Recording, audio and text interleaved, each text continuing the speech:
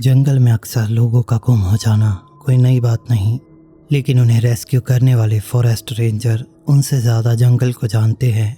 उन जंगलों के उन अंधेरे रहस्यों और इनमें छुपे उन खतरनाक क्रीचर्स को जो हमारी समझ के पार हैं। स्ट्रेंज लॉर में आपका स्वागत है और आज हम इन्हीं फॉरेस्ट रेंजर की दो ऐसी सच्ची कहानियाँ जानेंगे जो आपकी नींद उड़ा देगी। तो चलिए शुरू करते हैं। Forest devils from Atlas. मैं 5 सालों से माउंटेन रेस्क्यू रेंजर हूँ। मैंने कई हादसे, चोटें और यहाँ तक कि मौतें भी देखी हैं, लेकिन पिछले साल जो हुआ उसके लिए मैं बिल्कुल तैयार नहीं था। एक सुबह मुझे एक डिस्ट्रेस सिग्नल मिला। हाइकर्स का एक ग्रुप जंगल में गुम हो गया था। सिग्नल एक सैटेलाइट फ़ोन से आया था, जो ज़्यादातर हाइकर्स के लिए एक रेयर और एक्सपेंसिव चीज़ है।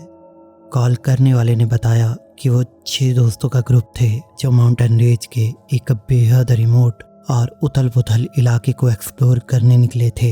ये इलाका अपने घने जंगलों और खड़ी चट्टानों के लिए जाना जाता है। उन्होंने कहा कि अचानक आई तूफान ने उन्हें रास्ते से भटका दिया और वो कई दिनों से बिना खाने, पानी या शेल्टर के भटक रहे थे। वो ठंडे, गीले और भूखे थे। उनकी आवाज़ में घबराहट थी, जैसे वो डर रहे हों। कॉलर ने हंसते हुए कहा कि कोई जानवर या कोई चीज़ जंगल के बीच उनका पीछा कर रही थी, जैसे वो उन्हें पकड़ना चाहती हो। अब खोए हुए हाइकर्स का ये कहना कि कोई चीज़ उनका पीछा कर रही है कोई नई बात नहीं थी। अक्सर डर में दिमाग हमारे साथ ट्रिक खेलता है और आपको लगता है कि कोई है जो वाकई में नहीं होता। फिर भी ये ग्रुप जंगल में खोया था। मैंने 4 और रेंजर्स की टीम बनाई और दोपहर तक उन्हें ढूंढने की उम्मीद लेकर निकल पड़ा। हमने जल्दी से अपने गियर और सप्लाईज पैक किए और हेलीकॉप्टर से सिग्नल के कोऑर्डिनेट्स की ओर उड़ान भरी, जो नज़दीकी टाउन से कई मील दूर था। जैसे ही हम उस इलाके के पास पहुंचे, हमने देखा कि ज़मीन पर घनी फॉग छाई हुई थी, जिसमें कुछ भी देखना मुश्किल हो रहा था। हमने हाइकर्स से फिर कांटेक्ट करने की कोशिश की, लेकिन हमें कोई जवाब नहीं मिला। ज़मीन पर सेफली लैंड करना मुमकिन नहीं था, इसलिए हमने पास के एक खाली इलाके में हेलीकॉप्टर उतारा और पैदल सर्च शुरू की। हम 2 टीम्स में बट गए। 2 लोग रेडियो से कांटेक्ट में रहने का फैसला किया। मेरा पार्टनर था टॉम, एक वेटरन रेंजर जो मेरा मेंटर और दोस्त था। हमने सिग्नल की दिशा में ईस्ट की ओर चलना शुरू किया। हमारे पास जीपीएस, कंपास और एक मैप था, लेकिन फॉग इतनी डेंस थी कि हमें कुछ फीट आगे तक ही दिखाई दे रहा था। हमें अपने इंस्टिंक्ट्स और एक्सपीरियंस पर भरोसा करना पड़ा। हम करीब 1 घंटे तक फॉग में चले, लेकिन हाइकर्स का कोई निशान नहीं मिला। फॉग और डेंस होती गई, हवा ठंडी और नमी होने लगी। इससे मुझे और टॉम को बेचैनी होने लगी। मुझे नहीं पता टॉम कैसा महसूस कर रहा था, लेकिन मुझे पागलपन महसूस होने लगा, जैसे उस जगह पर कुछ काफ़ी गलत था। मैंने इस फीलिंग को हटाने की कोशिश की और मिशन पर फोकस किया, ये सोचकर कि लोगों को ढूंढना मेरे गट फीलिंग से ज़्यादा ज़रूरी है। कुछ देर बाद हम उस जगह पहुँचे जहाँ सिग्नल सबसे स्ट्रांग था, लेकिन वहाँ सिर्फ पेड़ और चट्टानें थी। हमने हाइकर्स को आवाज़ दी, लेकिन कोई जवाब नहीं आया। हमारा जीपीएस दिखा रहा था कि हम ठीक उस सिग्नल के लोकेशन पर पहुँच चुके थे। हम कंफ्यूज्ड और थोड़े फ्रस्ट्रेटेड थे। आखिर वो कहाँ थे? हमने फैसला किया कि थोड़ा और फैलकर सर्च की जाए। टॉम बाएं गया और मैं दाएं। हम दोनों ने इस बात पर सहमति जताई कि एक दूसरे की आवाज़ की रेंज में रहेंगे और 10 मिनट बाद इसी जगह पर मिलेंगे जहाँ से हम चलेंगे, जहाँ से हमने चलना शुरू किया। अगर हमें कुछ ना मिला, मैं धीरे धीरे चला, आसपास क्लूज़ को ढूंढते हुए। मुझे लगा कॉलर ने शायद फ़ोन गिरा दिया हो। मैंने ज़मीन पर ध्यान रखा, लेकिन वहाँ सिर्फ पत्तियाँ, टहनियाँ और मिट्टी दिखी। जल्दी ही मुझे फिर से बेचैनी महसूस हुई। एक चिल मेरी स्पाइन में दौड़ गई। मुझे लगा जैसे कोई मुझे देख रहा है, लेकिन जब मैंने आसपास देखा तो कुछ भी नहीं था। उस डेंस फॉग ने चीज़ों को और मुश्किल कर दिया था। मैंने इसे इग्नोर करने की कोशिश की और हाइकर्स के निशान ढूंढता रहा। 5 मिनट बाद मैं एक छोटे से खाली हिस्से में पहुंचा। मेरे कदम अचानक रुक गए। मैंने कुछ ऐसा देखा कि मेरा खून वहीं जम गया। एक टेंट या जो उसका कुछ बचा था वो पूरी तरह फट चुका था। आसपास कपड़े, बैकपैक और इक्विपमेंट बिखरे थे। कोई लाश तो नहीं थी, ना ही हाइकर का कोई निशान, लेकिन जो चीज़ ने मुझे डराया था वो चीज़ थी जो टेंट के पास एक मरे हुए पेड़ के पीछे खड़ी थी। वो कोई 5 या 6 फीट लंबी थी। उसकी बड़ी बड़ी पीली आंखें थी, काला घना फर उसके शरीर पर था और उसके इंसानों जैसे ही हाथों से नुकीले क्लॉज निकल रहे थे। मैंने साफ देखा कि उसके हाथ इंसानों जैसे थे, क्योंकि उसमें 4 उंगलियां थी और एक छोटी सी गैप के बाद जैसे एक अंगूठा था। वो जो भी था वुल्फ जैसा दिखता था, जो 2 पैरों पर खड़ा था लेकिन हल्का सा झुका हुआ। मैं कह सकता हूँ कि ये वेयरवुल्फ था, लेकिन ये मेरे द्वारा पढ़ी गई किसी भी वेयरवुल्फ स्टोरी से मैच नहीं करता था। उस चीज़ को देखकर मुझे डर का एक झटका सा लगा। मैंने धीरे धीरे पीछे हटते हुए रेडियो की ओर हाथ बढ़ाया। मैं टॉम को बताना चाहता था कि मैंने क्या देखा, लेकिन इससे पहले कि मैं बटन दबाता मुझे एक चीख सुनाई दी। ये टॉम की चीख थी। वो डरा हुआ लग रहा था। मैंने डर को अपने ऊपर हावी होने दिया और उस क्रीचर को इग्नोर करते हुए उस आवाज़ की ओर दौड़ा। मैं जितना तेज दौड़ सकता था दौड़ा, पेड़ों और चट्टानों से बचते हुए। टॉम की आवाज़ और ऊंची और डेस्परेट होती जा रही थी। मैं उस खाली इलाके के किनारे पहुंचा और टॉम को देखा। मैं उसे बताने ही वाला था कि क्या हुआ कि मेरे पीछे एक आवाज़ आई। टॉम ने भी उसे सुना, कुछ ऐसा जिसे बयां करना मुश्किल है। मैं इस इलाके को अच्छे से जानता था। मैंने कई एनिमल्स देखे हैं, लेकिन ये आवाज़ ऐसी थी जो मैंने पहले कभी नहीं सुनी। इसे डिस्क्राइब करने का सबसे अच्छा तरीका ये है कि ये बियर की दहाड़ और इंसानी हंसी के मिलने पर जो आवाज़ बनेगी बिल्कुल वैसी थी। हमने उस आवाज़ की दिशा में देखा, लेकिन कोई क्रीचर नहीं दिखा। फिर भी मुझे पता था कि वो जंगल में था, हमें देख रहा था। हमारी हर एक हरकत पर उसकी नज़र थी। मैंने टॉम से कहा, भागो, और हम उस जगह की ओर भागे जहाँ से अलग हुए थे। ये क्या था? मैंने पूछा। पता नहीं, टॉम हांफते हुए बोला, लेकिन मैंने कुछ देखा। हाइकर्स? मैंने उम्मीद में पूछा। नहीं, उनका कोई ट्रेस नहीं मिला, लेकिन जंगल में कुछ था।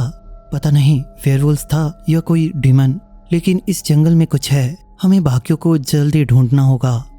मैं डर गया। उसे भी वही क्रीचर दिखा था या शायद उस जैसे और भी थे।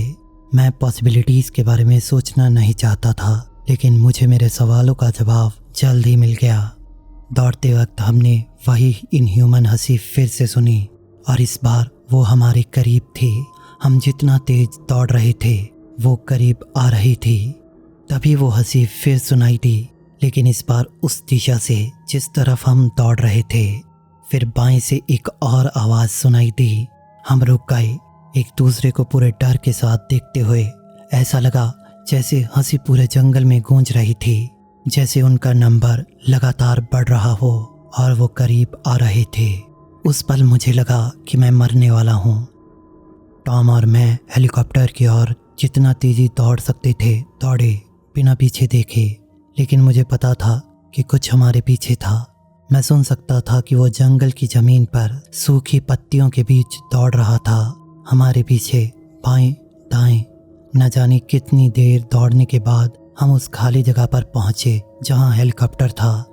मैंने पीछे घने जंगल की ओर देखा और डेंस फॉग और झाड़ियों के बीच दर्जनों पीली आंखें हमें घूर रही थी। वो सीन मैं जिंदगी भर नहीं भूलूंगा। फॉर्चुनेटली वो उस खाली एरिया में नहीं आए, वे बस पेड़ों के पीछे से हमें देखते रहे। पता नहीं क्यों, लेकिन मैं शुक्रगुजार हूँ कि वो रुक गए। अगर वो आगे बढ़ते तो शायद मैं ये कहानी लिखने के लिए जिंदा ना होता। हेलीकॉप्टर पर पहुंचकर मैंने रेडियो पकड़ा और बाकी 2 रेस्क्यूअर्स को बुलाया, उम्मीद में कि वो जवाब देंगे। कई कोशिशों के बाद आखिरकार कांटेक्ट हुआ। वो ठीक थे, लेकिन जंगल की आवाज़ों से परेशान थे। मैं खुश था कि वो सेफ थे।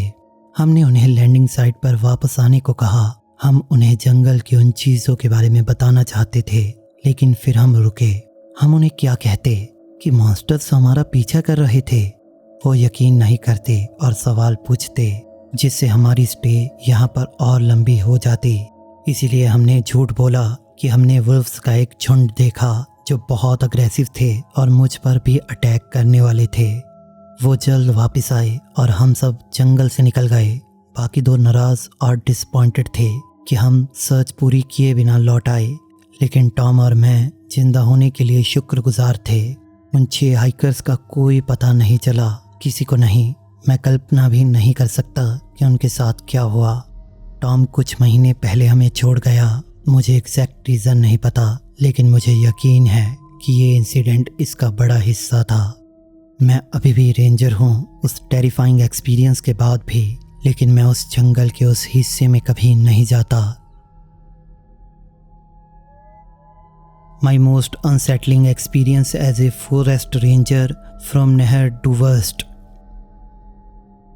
एक फॉरेस्ट रेंजर के तौर पर मेरी सबसे डरावनी जिम्मेदारी है रिमोट कैंपसाइट की जांच करना, ये कंफर्म करने के लिए कि कैंपर्स के साथ सब कुछ ठीक है।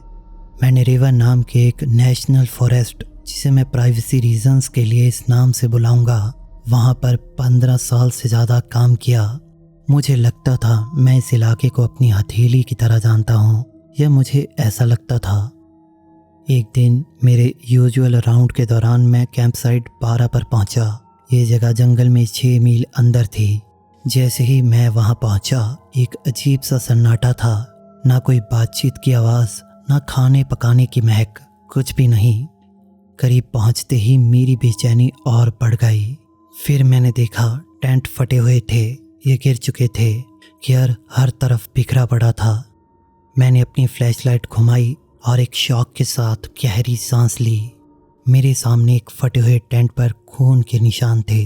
पास के पेड़ों की टहनियों पर कपड़ों के टुकड़े लटक रहे थे, जैसे किसी ने उन्हें चीर दिया हो। पेड़ों के तनों पर अजीब सिंबल्स उकरे थे, जो फ्लैशलाइट की रोशनी में जैसे उठ रहे हों, ऐसे लग रहे थे। मेरी गर्दन में डर की एक लहर दौड़ी, जो कैंपसाइट के हाल से नहीं बल्कि किसी और चीज़ से थी। मैंने अपने डर को दबाया और सर्वाइवर्स की तलाश शुरू की। उस बिखरे सामान में मुझे बड़े बड़े फुटप्रिंट्स दिखे, किसी इंसान से कहीं ज़्यादा बड़े। उस चीज़ के पैरों की उंगलियों ने मिट्टी में गहरे निशान बनाए थे, जैसे ये कोई भारी भरकम चीज़ हो। मैंने उन निशानों का जंगल में पीछा किया, लेकिन कुछ 100 फीट बाद वो अचानक गायब हो गए, जैसे वो चीज़ वहाँ से गायब हो गई हो, या एक नामुमकिन छलांग में कई किलोमीटर्स आगे चली गई हो। मुझे कुछ समझ नहीं आया। शैडोज़ गहरी होती जा रही थी और मेरी बेचैनी बढ़ रही थी। मैंने रेडियो पर डिस्पैच को अपडेट करने के लिए अपने रेडियो के बटन को दबाया, लेकिन मुझे सिर्फ स्टैटिक सुनाई दिया। ये काफ़ी अजीब था। शायद पास की क्लिफ से इंटरफेरेंस हो, मैंने सोचा। मैं चलता रहा, लेकिन सन्नाटा मुझे दबाने लगा। ना पक्षियों की आवाज़, ना झाड़ियों की सरसराहट, बस मेरे अकेले कदमों की आवाज़ और मेरी घबराई हुई सांसों की आवाज़। सूरज की रोशनी तेज़ी से कम हो रही थी। सूरज छिपने लगा। मैं कैंप साइट पर वापस लौटा ताकि अंधेरा होने से पहले आग जला सकूं। कैंप साइट पर अपना बेड लगाते वक्त मेरे रोंगटे खड़े हो गए। मुझे लगा जैसे कोई मुझे आग की रोशनी के बाहर से कोई देख रहा हो। जब एड्रेनलिन कम हुआ तो थकान ने मुझे जकड़ लिया। मैं सो गया, लेकिन बुरे सपने मुझे बार बार जगा रहे थे। स्क्रीकिंग और गटरिंग मटरिंग की आवाज़ें अंधेरे में गूंज रही थी। कई घंटों के बाद एक भारी दबाव से मैं पूरी तरह जाग गया। मेरे टेंट के चारों ओर काली सांप जैसी एक शेप थी। जैसे ही मेरी आंख एडजस्ट हुई, मैंने देखा कि पेड़ों की लताओं ने मेरे टेंट को नीचे से जकड़ लिया था। ये इतनी तेजी से कैसे हुआ? सिर्फ कुछ घंटों में ही उनसे एक बदबू आ रही थी, जिससे मुझे उबाक आई। मैंने टेंट से निकलने की कोशिश की, लेकिन इसका जिपर खुल नहीं रहा था। मुझे टेंट में नाइफ से छेद करना पड़ा। मैं अंधेरे कैंपसाइट में बाहर गिरा। मैंने जो आग जलाई थी, अब वो सिर्फ अंगारे ही बचे थे। मेरा दिल जोर से धड़क रहा था। मैंने फ्लैशलाइट ढूंढी, लेकिन वो भी डेड हो चुकी थी। मैं घने अंधेरे में फंस गया था, किसी करीबी इंसान से मीलों दूर। आसपास देखते हुए मुझे कुछ दिखा। ट्री लाइन के पास ऊपर 2 चमकते हुए ऑर्ब्स। उनमें कोई गर्माहट नहीं थी, सिर्फ ठंडी प्रीडेटरी नज़र। मैं पीछे हटा, वो नज़रें मेरे साथ चली। तभी एक चीख ने सन्नाटा तोड़ा। फिर एक और फिर एक और और ये सिलसिला तब तक चला जब चारों ओर से हवा उन चीखों से गूंजने नहीं लगी। मैं बिना सोचे बिना डायरेक्शन के बस भागा। पीछे से पागलपन भरी हंसी, टेढ़ी मेढ़ी टहनियाँ मेरी स्किन को नोच रही थी, जड़ें मुझे गिरा रही थी। मैं झाड़ियों से टकराया जो मुझे हाथों की तरह पकड़ रही थी। मेरा बूट एक जड़ में फंस गया और मैं खाली हवा में गिरा, नीचे और नीचे। फिर बर्फीला पानी मुझसे कंक्रीट की तरह टकराया। मैं सतह तक पहुंचा, हांफते हुए, स्लिपरी पत्थरों को पकड़ते हुए। मेरी आंखें एडजस्ट हुई तो मैंने देखा एक छोटा अंडरग्राउंड लेक और उसमें पेल बॉडीज तैर रही थी। मैं वहीं डर से जम गया। क्या ये एक्सीडेंटली डूबे विक्टिम्स थे या कोई चीज़ उन्हें यहाँ खींच लाई थी? मैंने खुद को बाहर खींचा उस भयानक सीन से डरते हुए। मुझे ऊपर रवाइन में एक छोटी सी ओपनिंग दिखी।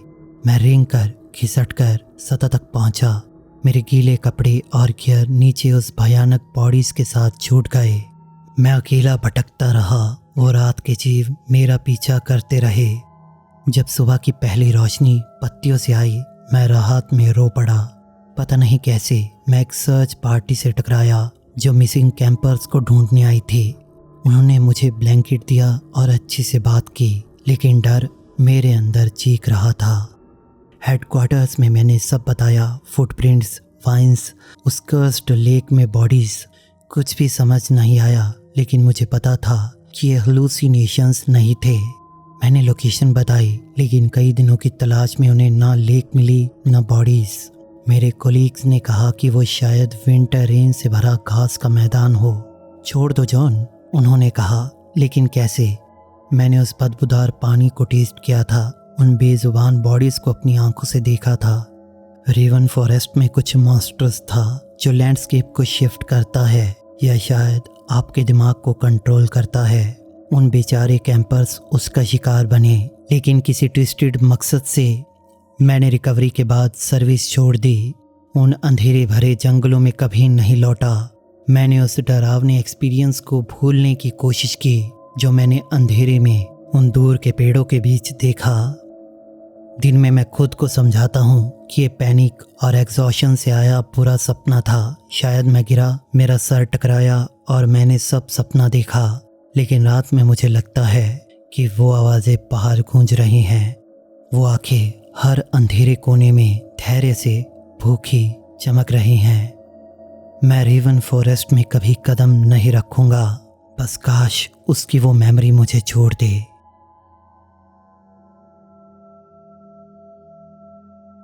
तो दोस्तों, आपको ये स्टोरीज कैसी लगी? अगर आपको ये स्टोरीज पसंद आई तो हमारे चैनल को सब्सक्राइब जरूर कर लें।